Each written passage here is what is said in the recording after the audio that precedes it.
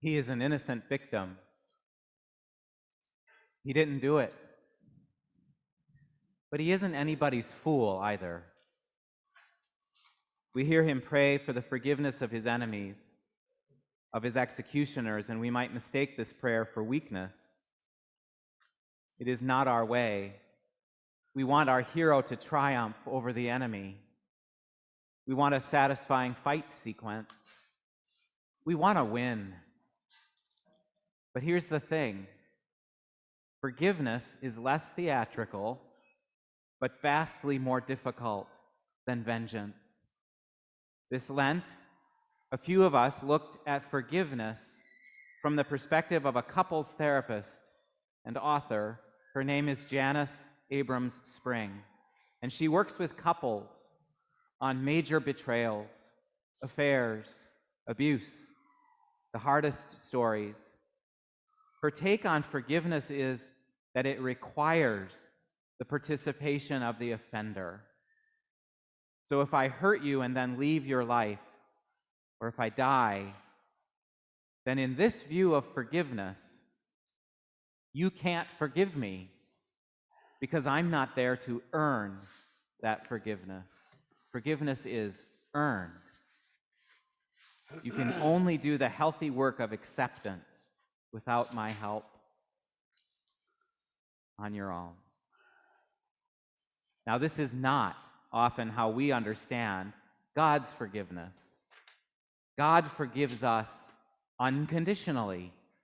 We learn this, and we are often deeply relieved by this. Maybe because we instinctively know that we could never fully earn that forgiveness from God or from the persons we harmed, particularly when we have taken something from someone that can never be given back. We caused someone's death, or we just irreparably shattered trust, or we said something vicious that can't be taken back, or we did some other kind of damage that can't be undone. It can't be fixed. We have no time machine. What's done is done. Yet God forgives us unconditionally. This I believe, and this I testify to you. God in Jesus at the cross overcomes the powers of sin and death forever. God's resurrecting life shatters those powers once and once for all. God puts away all our sins. We need not, we should not feel shame. Shame is the ungodly mistake of believing that because I did something I shouldn't have, I am permanently damaged or I am worthless. This belief is offensive in God's sight. God, who made us with perfect love and raises us up in redemption and healing and peace. So, shame doesn't play a part in any of this.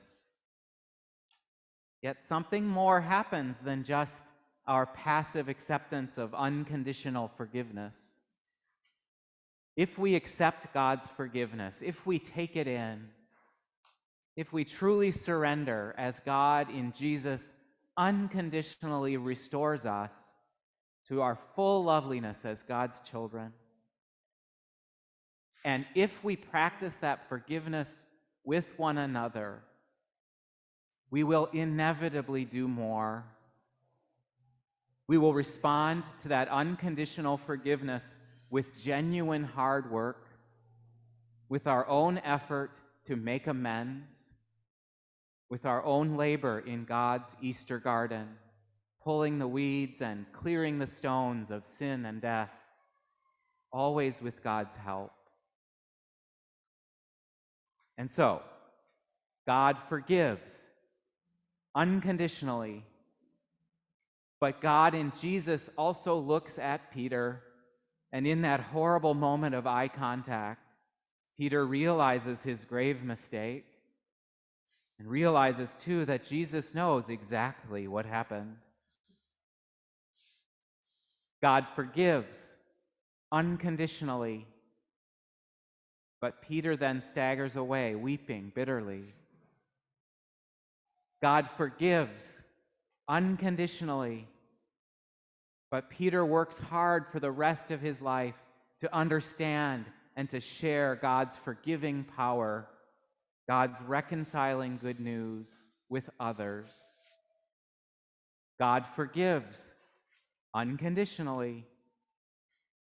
But in my understanding of him, Peter holds in his heart for a very long time that holy and harrowing look of Jesus. Peter holds that look in remembrance, not out of shame, but so that he can remember that the deep and searing grace of God is still working on him. After his wordless encounter with Peter, Jesus on the cross prays to God the Father for the forgiveness of the others who betrayed and finally executed him. He prays for the forgiveness of all betrayers, all oppressors, all executioners. This prayer of Jesus can be for us a glimpse into the life of the Holy Trinity.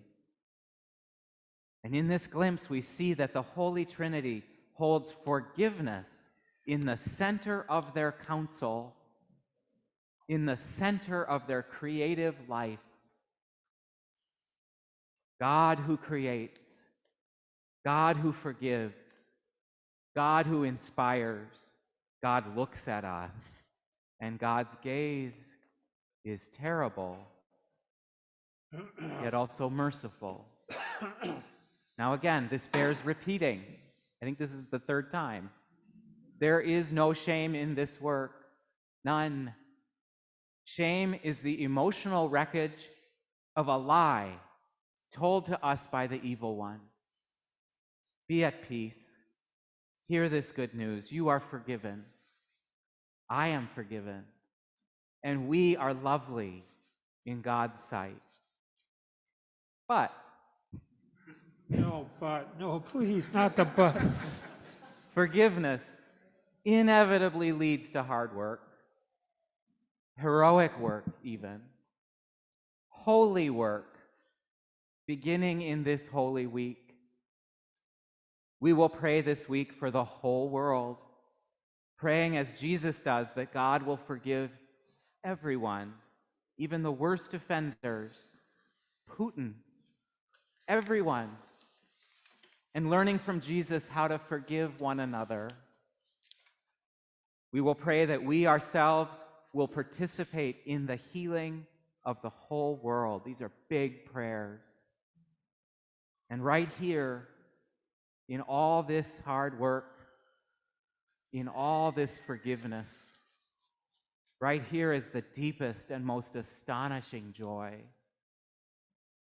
Right here is the searing yet lavish grace of God. Here is everything we hope for and everything we need.